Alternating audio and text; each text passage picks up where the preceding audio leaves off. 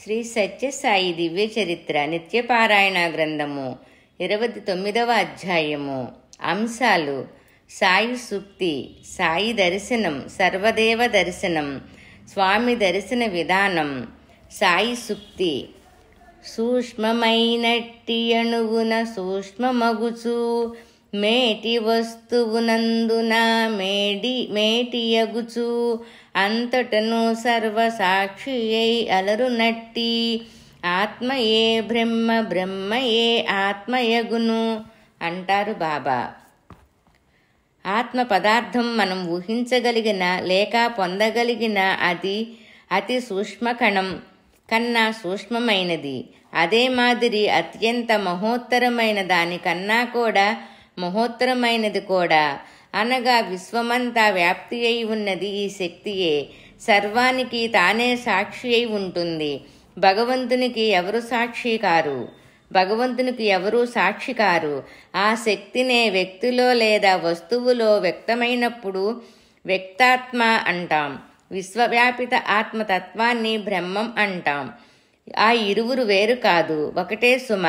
ఉదాహరణ, సముద్రం అనేది విశ్వాత్మ అయితే ఆ సముద్ర జలాన్ని ఒక కొండ నిండా పట్టినప్పుడు ఆ కొండలోని సముద్ర జలం వ్యక్త్యక్త ఆత్మ అనవచ్చు. అది సత్యసాయి లాంటి అవతారమూర్తులలో దర్శనం ఇచ్చే శుద్ధాత్మతత్వం.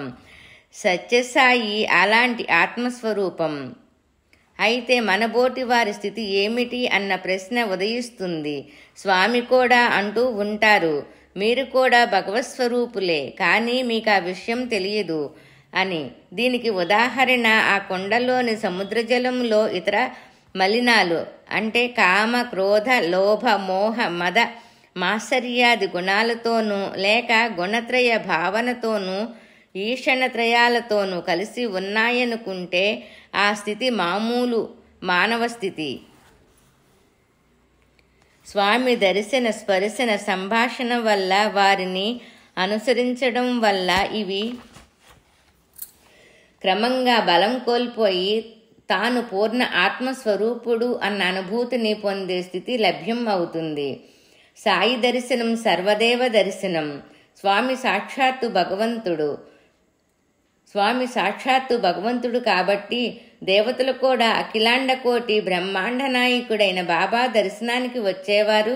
బాల్యంలో తాము సృష్టించిన పదార్థాలు ఎక్కడివి అని అడిగితే తమ ఇంటి అంటే ఒంట్లో శక్తి ఇస్తుందన్నట్లు చెప్పేవారు. దేవదేవుని దేవతలు పూజించడం సహజమే కదా.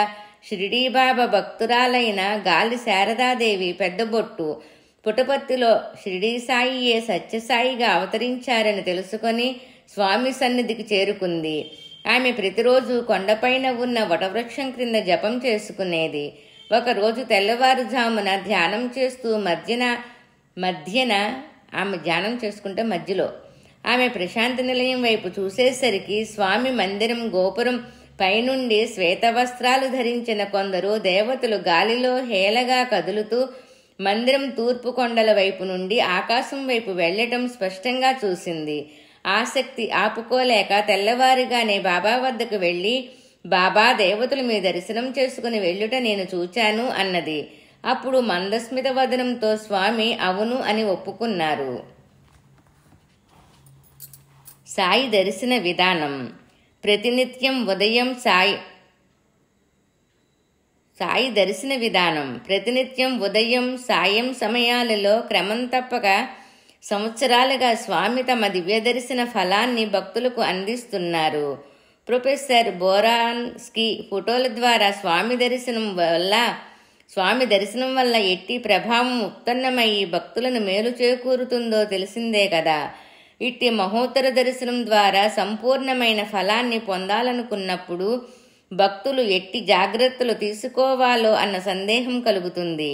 అందువల్ల సాయి దర్శన ఫలం సంపూర్తిగా పొందగోరు వారు ఆచరించాల్సిన విధానాన్ని క్లుప్తంగా పొందపరచడమైనది.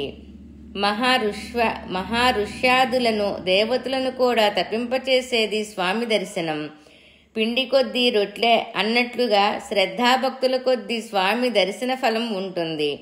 వెనకటి కథలలో తెలుసుకున్నట్లుగా కొందరికి జ్యోతిర్మయ సాయిగా, కొందరికి ఇష్టదైవ రూపాలుగా వ్యక్తం అయ్యే సాయి సాధారణ భక్తులకు తమ రూపములో దర్శనం ఇవ్వటం జరుగుతుంది. ఎండకు తప్పించినట్లు, వానకు తడిసినట్లు అక్కడ చేరిన భక్తులందరూ కూడా సాయి దర్శనం ద్వారా ఒక విధమైన శక్తిఘాతానికి లోనవుతారు. అది వారి ఆనంద స్థాయిని పెంచగలుగుతుంది. దానిని సంపూర్ణంగా గ్రహించి ఆ శక్తిని తమలో నిలుపుకోగలిగేందుకు నిశ్శబ్దత, ఏకాగ్రత, తమలో ఆ శక్తి ప్రవహిస్తున్నదన్న నమ్మిక అవసరం. తొందరపాటు కానీ స్వామి యొక్క ప్రత్యేక దృష్టిని ఆకర్షించేందుకు బాహ్య ప్రయత్నాలు కానీ అవసరం లేదు. స్వామి తమ దర్శనం ప్రసాదించి మన కన్నుల ముందు నుండి వెళ్ళిపోయిన పిదప కూడా వెంటనే లేవక నిశ్చలతతో కన్నులు మూసుకొని స్వామి తమ దర్శనం ప్రసాదించి మన కన్నుల ముందు నుండి వెళ్ళిపోయిన పిదప కూడా వెంటనే లేవక నిశ్చలతతో కన్నులు మూసుకొని సాయి రూప ధ్యానంతోనూ నామ జపంతోనూ తమలోకి చేరిన స్వామి శక్తి తమను పూర్తిగా వ్యాపించి తమలోని భాగంగా మారిపోతున్నదన్న భావనతోనూ కొన్ని నిమిషాలు గడిపి తదుపరి నిదానంగా, నిశ్శబ్దంగా ఆ ప్రదేశాన్ని వదిలి వెళ్ళవచ్చు. గుడిలో భగవద్దర్శనం అనంతరం కొద్దిసేపు నిశ్చలంగా కూర్చోవటం అనే ప్రాచీన సాంప్రదాయపు అలవాటు వెనకాల భావం ఇదే. తొందరపాటులతో ఉన్నవారు, పై నియమాలకు విరుద్ధంగా ప్రవర్తించేవారు స్వామి దర్శనం ద్వారా పూర్తి ఫలాన్ని పొంద సమర్థులు కారు. స్వామి దృష్టి పడిన ప్రతి వ్యక్తి చైతన్యవంతమయ్యి దివ్య పరివర్తనకు లోనవ్వటం జరుగుతుంది. దినదిన ప్రవర్ధమానమైన మార్పు, ఉత్తమ మార్పు దీనివల్ల సంభవం. స్వామి దినదిన ప్రవర్ధమానమైన మార్పు వస్తుంది. ఉత్తమ మార్పు అంటే మంచి మార్పు వస్తుంది దీనివల్ల. స్వామి దర్శన ఫలం అత్యంత ఉత్కృష్టంగా భావించవలసిన దివ్య ఫలమని, దాన్ని ఎప్పుడూ నవ్వులాటకు కూడా తక్కువగా అంచనా వెయ్యరాదని భక్తులందరూ చెప్పి అందించుకొనవలసిన విషయం. స్వామి దర్శనం అత్యంత ఉత్కృష్టంగా భావించవలసిన దివ్య ఫలమని, దాన్ని ఎన్నడూ నవ్వులాటకు కూడా తక్కువగా అంచనా వేయరాదని భక్తులందరూ గుర్తుంచుకోనవలసిన విషయం. భూమిలో పడ్డ గింజల వలె నిర్దిష్ట సమయాలలో ఆ ఫలప్రాప్తి లభ్యం అవుతుంది. స్వామి ఎందరికో ఎన్నో అనుభవాలను ఇచ్చి తాము సాక్షాత్తు పరమాత్ముడునని, విశ్వగురువునని వివరించారు. కలియుగ అవతారి బాబాను నిరంతర నిశ్చల మనసుతో కొలిచి సాధన చేస్తే వారే సద్గురువులయ్యి మార్గదర్శకులవుతారు. సర్వసద్గురు రూపంచ సదా తత్వార్థబోధకం సతతోధారకం సర్వం సాయం వందే జగద్గురుం. ఓం శాంతి శాంతి శాంతి. శ్రీ సత్యసాయి దివ్య చరిత్ర నిత్యపారాయణ గ్రంథము 29వ అధ్యాయము సంపూర్ణం.